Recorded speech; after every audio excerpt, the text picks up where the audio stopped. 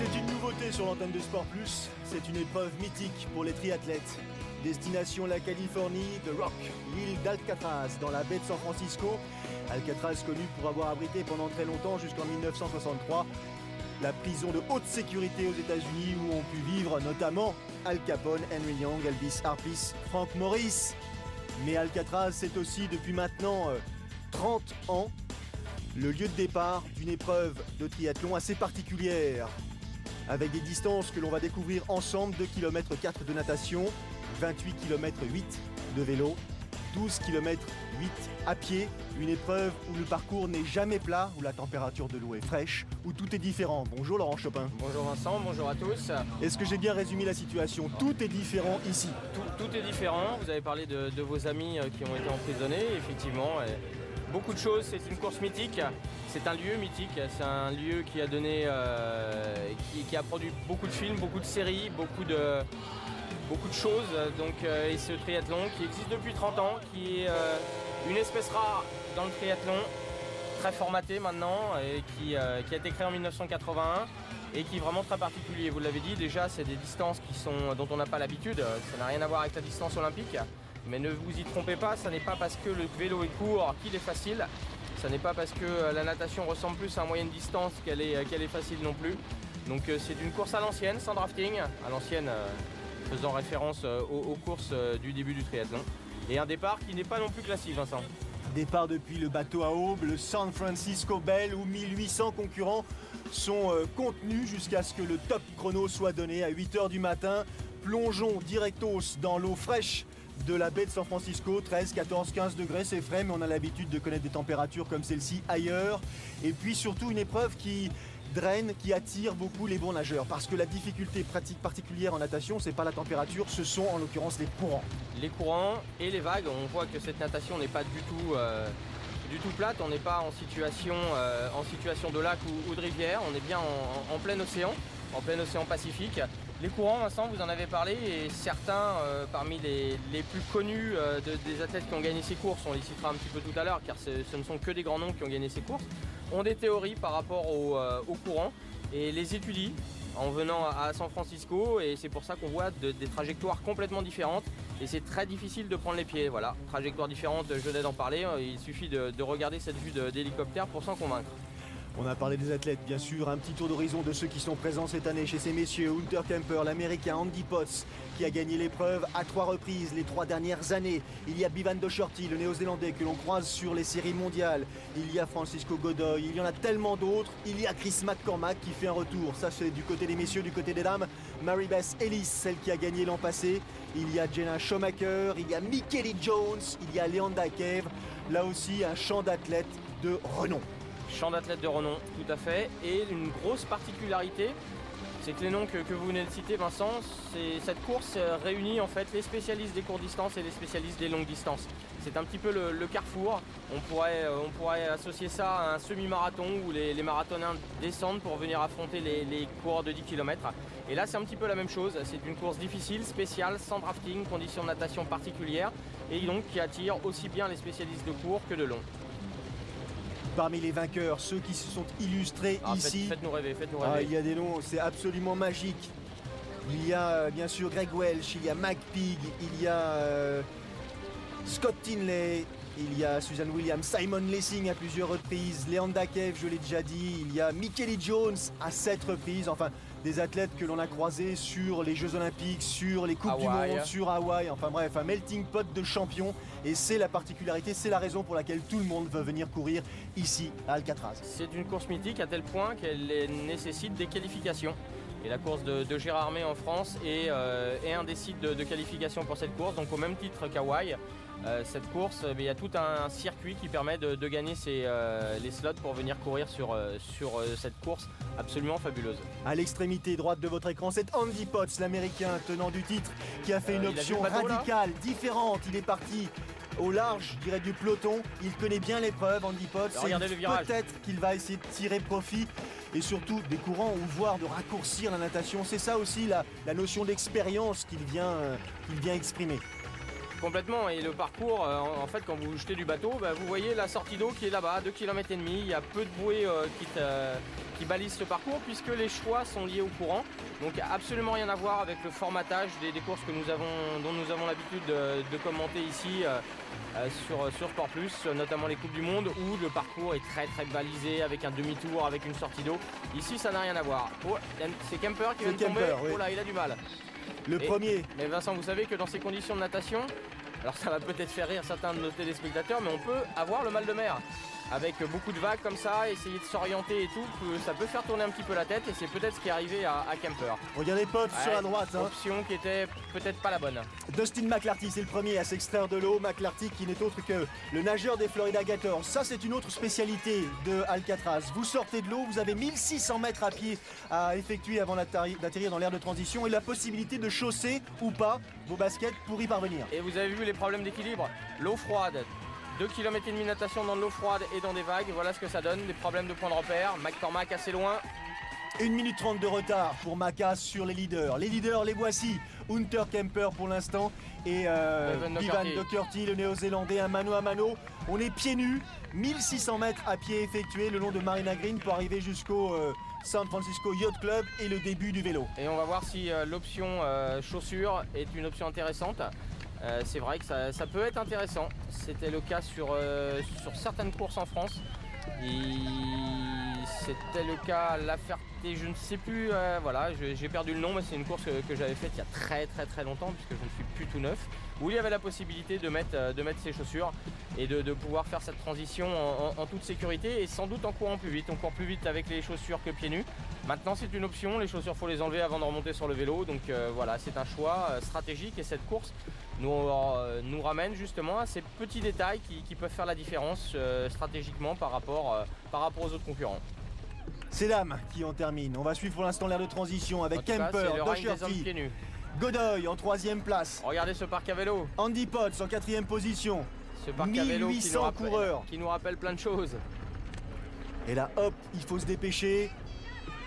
Ah là, la transition est importante. Le premier avec ses chaussures, sans combi avec ses chaussures. Le premier à s'extraire de l'aire de transition, c'est Hunter Kemper, l'américain de 34 ans, 10e des séries mondiales. C'était à Sydney en début d'année. Alors là, on a l'habitude de vous dire que les transitions sont essentielles sur les Coupes du Monde. Là, en l'occurrence, c'est un petit peu moins important. Évidemment, il ne faut pas perdre 10 minutes, nous sommes bien d'accord. Mais le drafting n'étant pas autorisé, il est important d'être au contact des meilleurs, c'est une évidence. Mais en ayant perdu 1 minute ou 1 minute 30 dans la transition, on peut éventuellement revenir sur la tête de course. Regardez, il n'a pas encore chaussé Hunter Kemper, il écrase les pédales, il essaye d'ores et déjà de donner un rythme impressionnant au reste de la course cycliste longue de 28 km et je dirais un peu plus, presque 29 km, mais beaucoup de bosses, beaucoup de variétés. À les mettre quand même ces chaussures, parce qu'en montée c'est plus compliqué à gérer. Les femmes qui en terminent avec la première partie. Les femmes par contre, elles sont restées compactes. Mary-Beth Ellis avec le bonnet rose, le premier bonnet rose à sortir de l'eau, 24 minutes et 55 secondes. Le premier de ces messieurs avait mis 22 minutes et 41 secondes. Dans la foulée de Mary-Beth Ellis, il y a Leanda Cave, il y a Jenna Schumacher en 3e place. Tout ça dans un mouchoir de poche. 3 expériences, 3 provenances différentes, mais pour l'instant 3 filles dans le même temps. Les 2 premières que vous avez citées sont les 2 premières de l'année dernière. Mary-Beth Ellis avait gagné devant Leanda Cave. Là, les choix bien défini. On décide de faire les 1600 mètres à pied, combinaison sur le corps, sans chaussures. Sans chaussures, on a vu quelques-uns des concurrents sortir avec une cagoule sous le bonnet. C'est pour vous dire la température de l'eau. C'est parti pour une bonne partie de manivelle en l'occurrence. Et là, Hunter Kemper est devant. Et qui revient comme un avion de chasse? C'est Doherty. C'est Doherty ou Matrid? Doherty qui revient sur Godoy, qui était lui pour l'instant 2e après la première aire de transition. Doherty écrase les pédales et essaye de reprendre du temps à Hunter Kemper qui a mis le ton tout de suite très haut. Il a le style de Matrid, la même position. Les Néo-Zélandais qui, même si Matrid est américain, mais son frère lui est néo-zélandais. Et gros travail là de Doherty. Alors là, le problème aussi pour des athlètes comme Doherty, Hunter Kemper qui ont l'habitude des Coupes du Monde, c'est de ne pas tomber dans ses réflexes. Il faut vraiment gérer sa course. C'est une course qui est beaucoup plus individuelle que collective. Donc il faut essayer de bien se préparer mentalement par rapport à ça pour pas essayer de revenir coûte que coûte. On suit la transition de ces dames. Leanda Cave habillée de blanc, Mary-Beth Ellis en rouge et noir et avec Jenna Schumacher, Shayna Schumacher. Mary-Beth Ellis qui est la première à sortir. Leandakev qui avait du mal à sortir les pieds de sa combinaison. Ancienne championne du monde courte distance, Leandakev qui s'est convertie et maintenant championne du monde longue distance. Donc il s'est converti aux longues distances. On est vraiment à la croisée des chemins sur cette course entre les différents spécialistes. Michele Jones. C'est l'histoire du triathlon, Michele Jones. Effectivement, championne du monde 92-93 en courte distance. 10 victoires en Coupe du Monde, deuxième des JO en 2000 derrière McMahon. Vainqueur à Hawaï en 2006, elle a tout remporté. Carrière d'une longévité exceptionnelle. Et notamment ici, Michele Jones. On consacrera un portrait un peu plus tard à Michele Jones. On revient sur la tête de course avec Kemper tout au fond. Doherty sur la gauche. Potts en blanc et noir. Et Godoy, l'Espagnol, 24 ans, jeune triathlète. Cycliste. Excellent sur le vélo, Godoy. Et là, il est en train franchement de faire des efforts, Godoy. C'est pas la même vélocité, c'est pas le même rythme que les autres. C'est pas le même braquet. Godoy qui mouline et on a vu Andy Potts qui écrasait les pédales avec un très très gros braquet. Et regardez, certaines des triathlètes ont pris l'option casque profilé. Schumacher qui dépasse et qui dépose, je dirais presque, Leandakev, qui est pourtant connu pour avoir certaines facilités à vélo. La première difficulté, la première bosse du jour, c'est celle-ci. Lincoln Boulevard, ascension vers le parc du Presidio. Le tempo a changé, Laurent.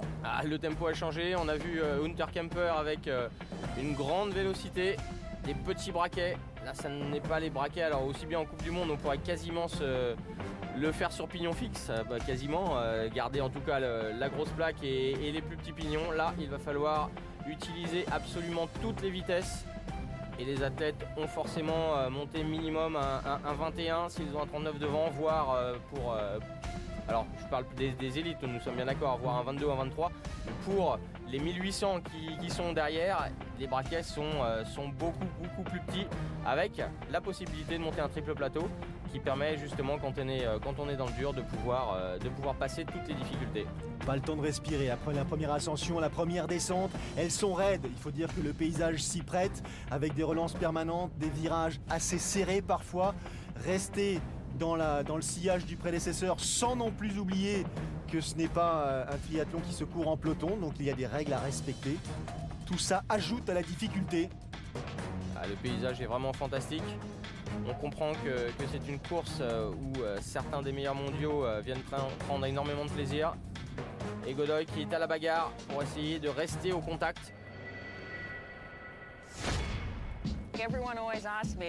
Tout le monde me demande si j'ai couru à Alcatraz et quand je réponds oui, et puis on me demande si je l'ai gagné, alors je réponds bah oui. Et quand on me dit mais combien de fois vous l'avez gagné, je réponds 7 fois et là on me dit vraiment. Ça a toujours été une de mes courses préférées, c'est une des raisons pour lesquelles je voulais revenir. C'est une course vraiment très difficile et exigeante, mais on y prend beaucoup de plaisir, qui ne voudrait pas dire qu'il s'est évadé d'Alcatraz. C'est une des belles courses que l'on a, on est beaucoup à venir la courir précisément parce qu'elle est exigeante. Ce n'est pas une promenade de santé, surtout pas, mais bien une évasion. Quelles sont mes attentes? J'adorerais dire que je viens pour gagner, mais pour être réaliste, une place dans le top 5 m'irait très très bien. À surveiller de très près Michele Jones, 7 fois vainqueur ici à Alcatraz. Elle vise une place dans le top 5 et pour l'instant elle est en 4e position. Elle sait que la journée ne sera pas forcément très longue mais en tout cas très dure, donc elle est en train de compter tout simplement les efforts à réaliser. Mary-Beth Ellis. Très très forte en vélo, on l'a déjà vu sur les Coupes du Monde. Et revenir de l'arrière et faire un très très gros vélo pour rejoindre la tête de course. Donc un parcours qui lui convient très bien. Elle a pris l'option casque profilé comme Andy Potts. Andy Potts que l'on retrouve aux avant-postes.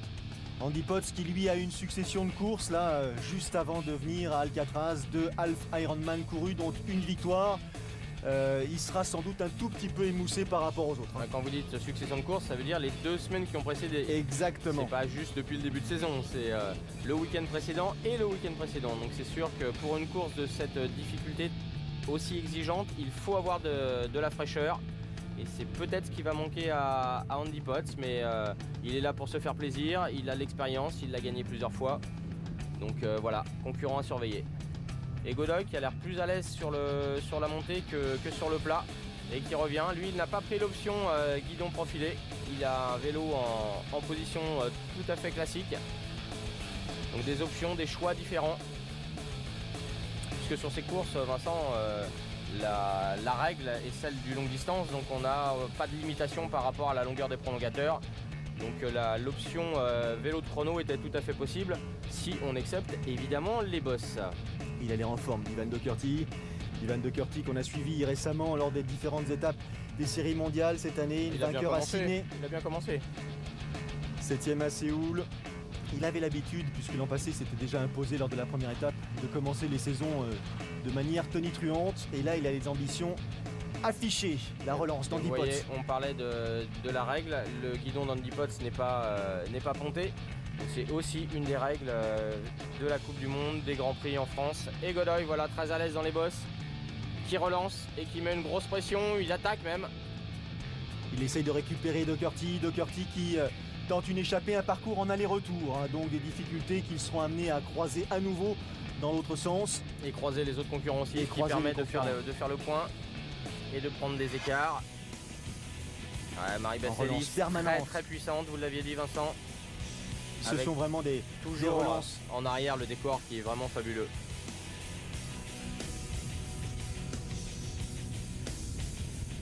Docherty très à l'aise, qui a un petit peu modifié sa position. Oula, ça revient fort, Unterkämper. Ah, il est costaud sur le plat. Mais comme on le disait tout à l'heure, Vincent, c'est une gestion cette course. Donc prendre 30 ou 40 secondes d'avance en sortie de bosse, sortie de descente, peut émousser pour le reste du parcours, d'autant plus qu'il va falloir repasser dans l'autre sens. Et la course à pied, on en parlera tout à l'heure, mais elle n'est pas simple du tout, donc l'enchaînement va être compliqué. Et surtout que Unterkämper est connu pour être assez efficace en matière de course à pied.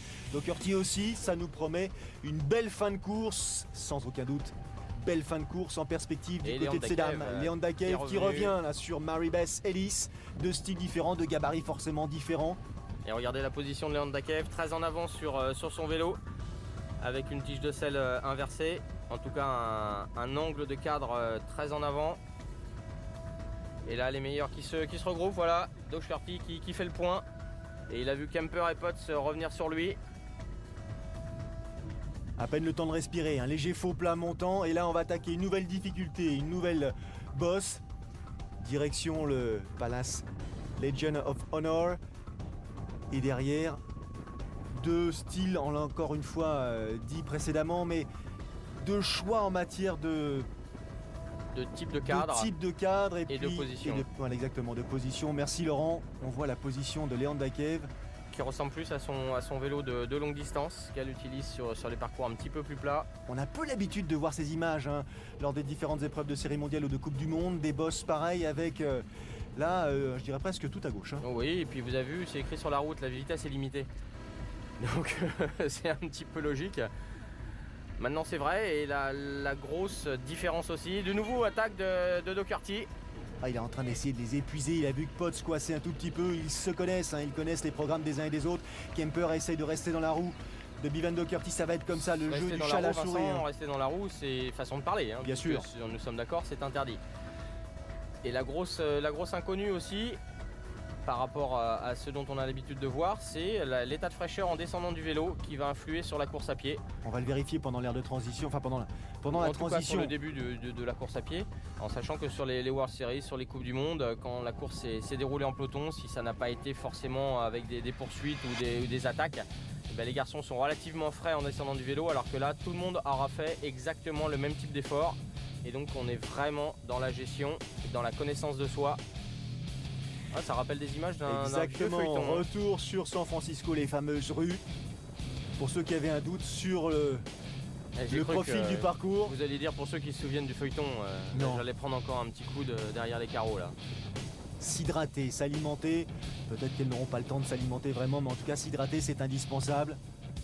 On est sur des distances qui sont un petit peu différentes de l'habitude, mais sur un temps total qui ressemble globalement à un court distance habituel. On est sur, je crois que le record de Lessing est aux abords d'1h54.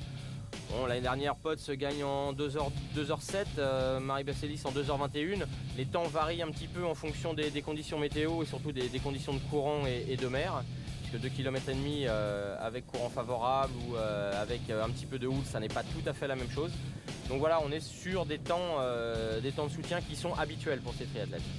Jenna Schumacher a rejoint Leanda Kev et Maribel Celis. 6e du triathlon de Londres. Pour distance l'an passé, elle avait pris une 9e place lors d'une étape cette année de Coupe du Monde à Monterrey au Mexique. Jenna Schumacher qui est une triathlète complète, qui pâtit un tout petit peu de son niveau natation en World Series et en Coupe du Monde avec un gros plateau. Ça y est, on croise les concurrents. Ceux-là n'ont rien de dangereux, ça se passe devant, elles sont groupées du côté de chez ces dames, ils sont groupés du côté de chez ces messieurs, ils sont en train de terminer le parcours cycliste, ils vont attaquer la course à pied. Là aussi, il y a un sacré programme. Non, très facile la course à pied. On va en profiter, nous, pour respirer un petit peu, marquer une petite pause et on se retrouve dans une poignée de secondes pour la suite et la fin de cette 30e édition Escape from Alcatraz. A tout de suite.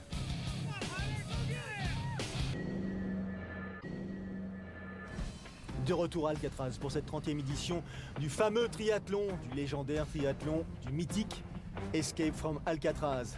Enfin, de retour à Alcatraz, rassurez-moi, là on est à San Francisco, hein, oui, on a traversé effectivement le bras de mer entre la prison et la ville de San Francisco et on a retrouvé ces dames, 3 premières réunies, Maribel Celis, Jenna Schumacher, Leanda Kev et en 4e position Mickey Lee Jones que l'on suit actuellement 7 fois vainqueur ici de ce triathlon de San Francisco Escape from Alcatraz. Et qui n'a pas réussi à accrocher le wagon des leaders. Devant, chez ces messieurs, fin du parcours cycliste, toujours le néo-zélandais Bevan Docherty en tête. Derrière, il y a Potts, il y a Hunter, il y a Godoy. Tout ça aussi à proximité, rien n'est fait, rien n'est joué. Alors Vincent, les concurrents qu'on croise, et on est bien d'accord, sont partis en même temps. Hein. Ils sont partis en même temps. Ils ont 6 minutes, c'est ça, pour ils avaient 6 minutes pour s'extraire du bateau, car il s'agit vraiment d'une extraction. Le bateau comporte 2 niveaux. Ils sont 900 ou 1000 par niveau en fonction du nombre de compétiteurs sélectionnés à l'issue des différentes épreuves, dont celle de Gérard May. Et après, roule. Et il a une petite particularité, le cut, donc le temps limite dans l'eau est à 1 heure, mais les organisateurs ont bien fait les choses, c'est-à-dire ceux qui sont encore dans l'eau au bout d'1 heure sont rapatriés sur un bateau, ramenés au port et ils peuvent quand même continuer la course.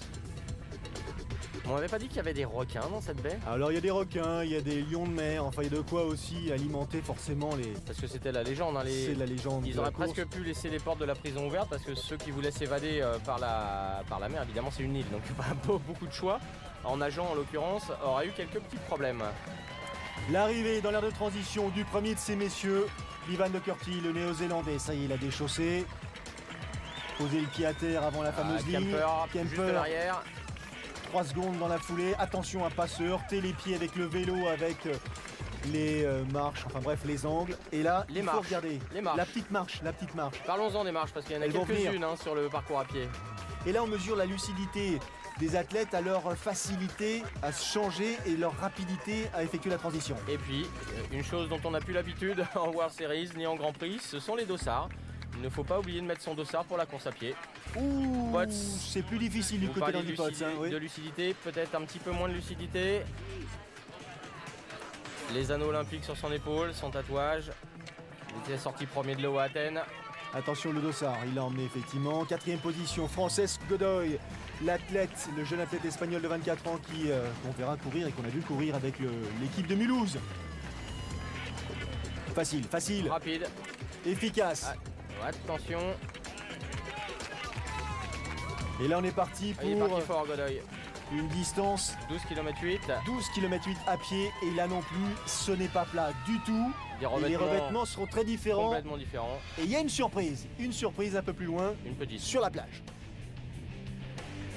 Gros plan sur Leanda Kev qui en termine. Est-ce qu'elle a fait la différence avec ses poursuivantes? Il y a peu de chance. Elles sont là, Schumacher, on est limite là, on est limite au niveau du drafting. Ça va être terrible cette course à pied. Il va y avoir des options, des tentatives. Je dirais presque des risques qu'il faudra prendre. Pour l'instant, Kemper et Docherty ont pris l'avantage sur Potts et Godoy. Les jambes sont un petit peu lourdes, mais Kemper met la pression tout de suite sur Docherty. Allez, dernière ligne droite avant l'aire de transition. Maribel Celis qui a l'air un petit peu moins bien sur la fin du parcours vélo. Grosse pression de Leanda Kev et de Jenna Schumacher. Elles arrivent. Beaucoup de public, Vincent. Ouais, elles arrivent à hauteur du San Francisco Yacht Club et toujours ce public qui est là chaque année pour soutenir ses athlètes. Andy Potts, 3e position. On a vu les 2 premiers passer à une poignée de secondes, une bonne poignée de secondes devant. Pourtant, il a l'air d'être bien, Potts. Hein. Il déroule facilement. Shoemaker est la première à entrer dans l'aire de transition. Cave, Bess Ellis. Alors, là aussi... Ils ont fait la différence toutes les 3, là. On suit la transition. A raté le bon wagon, a pas grand-chose, mais elle l'a raté. Et ça fait la différence. Facile pour Shoemaker. Moins facile, semble-t-il, pour Bess Ellis. Facile pour Cave, qui est déjà parti. Ça n'a l'air de rien, mais là, il y a 10, 12, 15 secondes qui sont en train de s'égrener. Et ça énerve en plus. Et effectivement, ce sont des efforts que l'on consacre à cette phase que l'on a répétée 1000 fois. Heureusement, Ellis, elle aussi, est à surveiller à pied quelques capacités. Kemper, lui, il a fait le vide. Ça y est, il a pris l'option. Je mets l'accélérateur, poignée dans le coin, et je lâche tout le monde. Et dites-moi, on est à San Francisco et on a réussi à ne pas encore parler du Golden Gate. Parce qu'on l'a pas vu. Ah, ça doit être ça. On l'a pas vu encore. Mikelly Jones. Simple, fluide. L'expérience. Calme. Mais elle est un petit peu plus loin. Elle sait que ça va être compliqué. Ça y est, c'est parti. On a quitté le goudron. On va attaquer maintenant un revêtement stabilisé, attaquer la montée vers le Presidio, le parc naturel sur les hauteurs de San Francisco. Regardez déjà l'écart qui sépare Hunter de Doherty. Eh oui. Ah, bah voilà. Le voilà. Le pont de l'Alma. Superbe plan. Magnifique. Un décor, Laurent en parlait tout à l'heure, extraordinaire. C'est aussi une raison pour laquelle les compétiteurs amateurs essayent de se qualifier pour venir courir ici. Ah oui, ici on est vraiment dans... Alors ça n'est pas pour faire de polémique ou quoi que ce soit, mais dans l'essence du triathlon, ce qui a fait que le triathlon a eu beaucoup de succès dans les années 80 et 90. Avant ce formatage nécessaire via les fédérations nationales et internationales. Et puis l'accession aux Jeux Olympiques, c'était une nécessité pour pouvoir avoir cette épreuve aux Jeux Olympiques. Mais l'essence du triathlon, c'est là, le décor, la nature, le fun, c'était vraiment ça. Et on peut même considérer, quand on regarde Mikelly Jones, qu'elle est encore dans cette mouvance, puisque à l'époque, il y a 20 ans, les tenues des triathlètes étaient bariolées dans tous les sens, fluo et tout, ça faisait partie du décorum. Kemper, après la première difficulté, il est en train d'attaquer la descente. Direction la mer, la plage, Baker Beach et ces fameuses marches qu'il va falloir descendre. Et puis surtout, remonter un peu plus tard, ce ne seront pas tout à fait les mêmes. C'est la grosse difficulté, c'est la spécificité, encore une, de cette épreuve. Et là, Kemper ne cesse de distancer ses concurrents immédiats. Et regardez comment ça tape dans les jambes, il vient de faire une descente sur le bitume, là on est sur un chemin avec des ornières, difficile, le vélo a été compliqué, il faut rester frais, il faut être disponible, à la fois mentalement et physiquement. Leanda Cave, première en tête de la course féminine. Elles sont entrées dans un mouchoir de poche, Shoemaker, Cave et Bess Ellis. Ah mais elle est costaud à pied, Leanda Cave, là pour Jenna Shoemaker, elle était partie rapidement sur la transition, là c'est un petit peu plus difficile, on voit sa foulée beaucoup plus heurtée. Ça c'est la foulée de Bevan Doherty, le néo-zélandais. Plan large, plan d'hélico qui va nous donner tout de suite. Ah bah Hunter Kemper est déjà rentré sur le chemin. Et Kemper, voilà, il va apparaître là. Ah, il y a 40-45 secondes, peut-être la minute d'écart. Les quelques marches qui vont lui permettre d'accéder directement à la plage. Baker Beach, un aller-retour, il faudra aller virer une marque. Et regardez un peu plus loin. Les changements d'appui, voilà, regardez les marches. En plus les marches sont pas régulières, Vincent, mais c'est quoi ça? Avec un peu de sable bien mou en bas des marches, une relance sur ce sable. Et là on va aller chercher les meilleurs appuis sur le sable dur, là encore. Ah, c'est assez simple. C'est pas un lion de mer, c'est un chien. Ouais, c'est un chien, ouais. C'est pas un requin à pattes. Ça y est, Doherty à son tour, arrive sur la plage, pas tout à fait, il y a encore les marches. Et sur une plage, la distance la plus courte n'est pas forcément la meilleure, car c'est tout à fait lié au sable, à la qualité, à la dureté du sable. Donc il faut des fois changer un peu sa trajectoire pour aller chercher les meilleurs appuis. Il n'a pas changé de rythme du tout, il est toujours dans la même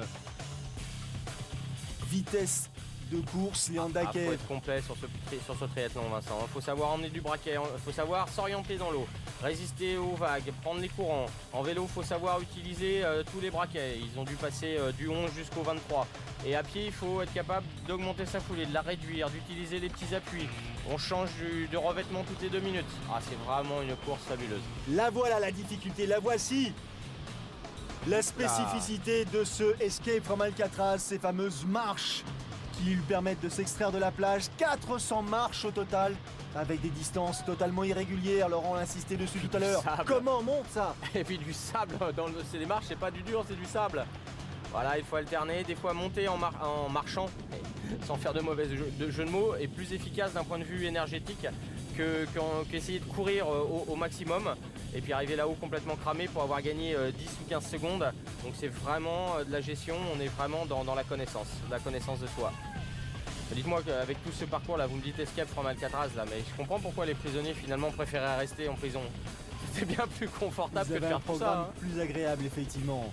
Leanda Cave est devant, Jenna Schumacher, elle s'accroche. Ivan Docherty à son tour, et là il piétine le sable mou dans lequel on s'enfonce. On sait ce qu'il y a devant, on ose à peine lever la tête et c'est parti. Est-ce qu'il prend la main courante? Est-ce qu'il la laisse aux autres? Il va y avoir certains concurrents qui vont aller la chercher cette main courante pour essayer de se tracter jusqu'en haut. Ah bah pas de suite, il attend pas. Voilà.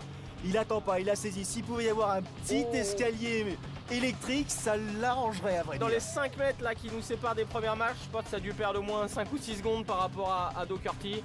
Ah c'est difficile, et quand on manque de fraîcheur, c'est difficile. Et oui, parce que les organisateurs sont... ils adorent. Ils adorent ça, donc ils chronomètrent la montée. Il y a un chrono spécifique sur cette montée. 1,58 pour Hunter Kemper, les 400 marches gravies en 1 minute et 58 secondes. Est-ce que c'est là que Docherty va faire les efforts nécessaires pour essayer de grappiller quelques secondes? L'écart est sans doute trop important déjà. Leanda Cave, elle aussi, elle en termine avec ce passage sur Baker Beach. Et elle sait ce qui l'attend un peu plus loin. Leanda Cave, qui a déjà gagné Alcatraz, c'était en 2008. L'an passé, elle avait terminé à la 2e place derrière Mary-Beth Ellis. Elle aimerait bien monter sur la plus haute marche du podium sur cette année.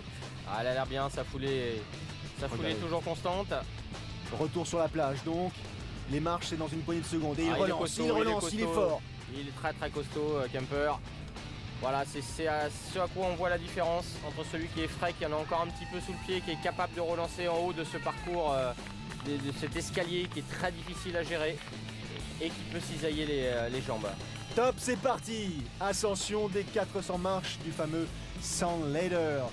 Les marches 400 pour accéder au sommet, relancer. Il reste encore un quart du parcours à effectuer une fois que les marches ont été gravies. À un moment donné, 1800 participants, il va peut-être y avoir embouteillage. Ça va nous rappeler l'enduro du Touquet. Il est très concentré, il n'a pas le sentiment d'être battable aujourd'hui. Retour vers le Golden Gate. Il y a un parcours très particulier que vous pouvez apprécier. Et voilà Leanda Cave qui en finit. Et voilà Jenna Schumacher qui est là. Le plan écrase évidemment un petit peu la distance. Leanda Cave, elle a gravi les 400 marches en 2 minutes et 32 secondes. Il est très important d'être capable de relancer là-haut, éventuellement d'accepter de concéder 5 ou 10 secondes dans cette montée, d'être capable de relancer là-haut, puisque la concurrente ou le concurrent qui vous suit est encore dans les marges, donc va moins vite que vous quand vous êtes de nouveau sur le plat et que vous êtes capable de relancer. Donc des fois, ce petit gap peut être intéressant à gérer. Ah, c'est dur, Kelly Jones, très dur, 4e position, elle l'a fait, refait X fois ce parcours. Elle revient, mais elle revient. Compte. Ça y est. Parce qu'en haut des marches, c'est pas tout à fait fini. Hein. C'est quand même un beau faux plat avec encore une petite pente en sortie là-haut. Voilà, là les marches sont tendues. Allez, je vous ai donné déjà le temps, il n'y a pas de surprise. 2,32 pour Leanda Cave. Elle jette un œil derrière, c'est loin d'être joué. Elle sait que Schumacher, un peu plus jeune qu'elle, a peut-être davantage d'enthousiasme. Regardez son visage. Qu'est-ce qu'elle va mettre comme temps? Jenna Schumacher. 2,32 pour Leanda Cave. 2,25. 2,24. Voilà, elle a repris 8 secondes. Mais à son visage, elle a peut-être laissé plus en termes énergétiques que ces 8 secondes de gain. C'est ça qu'il faut voir. Grand gabarit de Leanda Cave, qui donne pas l'impression d'aller très vite, mais pourtant à chaque ça n'a pas forcément l'impression d'être très plat non plus. Hein. Oui, mais elle à chaque foulée, elle assoit sa domination. Allez, c'est la fin du parcours pour ce qui concerne Hunter Kemper. Croise les premiers, ce qui n'existe plus en World Series.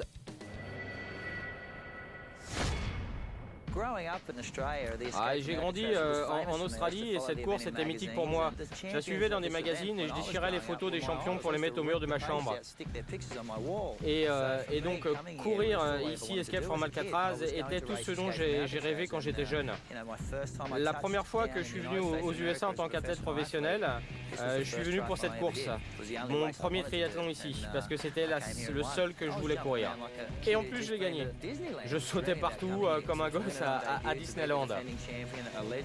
Et venir ici gagner pour ma première participant en battant le tenant qui était Greg Welch, qui était une légende de sport, c'était vraiment réalisé quelque chose de génial. Ensuite j'ai gagné 4 fois ici et parmi les titres j'ai gagné partout dans le monde. Et ces 4 là sont très importants pour moi. Il a fait le choix cette année, Chris McCormack, de revenir se frotter. Sympa Vincent votre chemise. Joli, mais j'avais oublié mon dossard. Fin de parcours pour Kemper. Fin de parcours pour Leanda Cave. Même si l'écart qui les sépare de leurs concurrents ou concurrentes immédiates n'est pas tout à fait le même. Attention à Jenna Schumacher, elle revient, elle donne le sentiment de finir fort. Et il va falloir s'accrocher. Parler du palmarès de Michael Jones, mais Chris McCormack c'est un peu la même chose. Champion du monde court distance, vainqueur à Hawaï, triathlète complet. Dernière ligne droite, ça y est, c'est fait, c'est acquis. Victoire pour Hunter Kemper à 34 ans, l'Américain. Et il va passer sous les 2 heures, Vincent. Il va monter sur la plus haute marche du podium. Très costaud. On est aux abords de 1h58. Je vous avais dit Potts l'année dernière en 2h07. Une très belle course. 5 ans après sa première victoire ici, Kemper récidive. Et regardez la joie d'Hunter Kemper qui est équivalente à celle qu'il a quand il gagne une Coupe du Monde, peut-être même plus. C'est pour vous dire que la joie est en rapport avec la course, mais surtout avec l'effort que les athlètes ont consenti. Et c'est pour ça que des athlètes qui ont ce palmarès-là sont aussi contents de gagner cette course. Il y a 2 minutes. 2 minutes entre Hunter Kemper et Bevan Docherty, le néo-zélandais qui prend la 2e position ici. Il a tout tenté. Et quand on a vécu ce genre de course, beaucoup de respect entre les athlètes. Et Potts, 3e. Potts qui finit là avec des efforts incroyables et 4e position pour Maka qui a fini comme d'habitude en vrai boulet de canon. On l'a pas beaucoup vu mais il est revenu, il est sorti un petit peu loin de l'eau, il a fait sa course. 5e place pour l'Espagnol Frances Godoy, pas mal du tout à 24 ans seulement. Il est satisfait, il peut l'être. Et McCormack qui est revenu sur la fin sur Godoy. Le vainqueur de cette édition 2010, Hunter Kemper. Ça a été une super journée, c'est super de gagner la 30e édition. J'avais gagné en 2005, alors l'en remporter 5 ans après, c'est vraiment génial. En sortant du vélo, on était très proche avec Bevan, donc j'ai voulu attaquer dès le début de la course à pied, de façon à creuser un écart avant le demi-tour de la plage.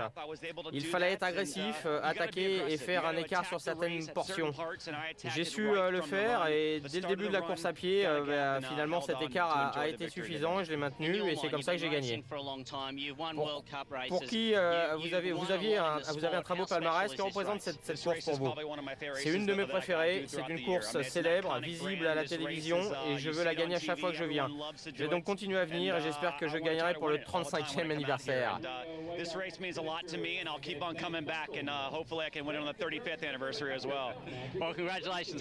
Félicitations pour Hunter Kemper, dont maintenant désormais double vainqueur de cette épreuve, 2005 donc, et 2010, les temps est réalisé par les 6 premiers et les 6 autres.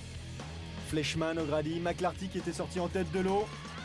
Fin du parcours féminin et on retrouve Leanda Cave qui commence à se dire que c'est fait, c'est réglé. Elle a jeté un œil en retrait. Jenna Schumacher est suffisamment éloignée d'elle pour qu'elle puisse enfin profiter de cette tête de course et de cette victoire qui se propose à elle, Leanda Cave. Pas loin du tout, hein. Là, il y a 10 secondes à peine, un peu plus de 10 secondes entre les 2 premières, mais là il faut dire qu'elle termine en déroulant, elle essaie d'en profiter un petit peu, de sourire, de se dire que c'est pas mal de terminer en gagnant. Oui, terminer en gagnant et de pouvoir profiter un petit peu du public et de la célébration de cette victoire. C'est vraiment agréable. 2h14 minutes et 34 secondes pour Leanda Cave. 2h14 minutes et 47 secondes pour Jenna Schumacher.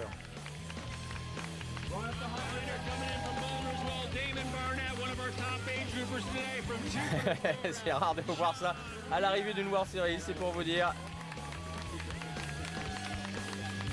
Satisfaite de leur course. Et derrière, en troisième position, Mary-Beth Ellis s'en termine à son tour. Après de 3 minutes, elle a concédé pas mal de temps sur la course à pied, 2h17 et 27 secondes. L'interview de Leanda Cave.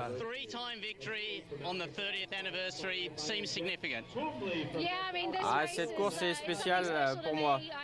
J'y ai gagné lors de ma première participation et elle m'a toujours souri. C'est incroyable de participer à une course qui existe depuis si longtemps et qui est devenue si légendaire. Tous les grands noms de ce sport ont inscrit leur nom au palmarès et je suis ravi de le faire pour la 3e fois. Et en quoi cette course est-elle différente? On ne peut pas se relâcher, c'est très technique et très difficile. Mais en même temps, c'est une super course. Les gens sont incroyables et ils vous soutiennent tout au long du parcours.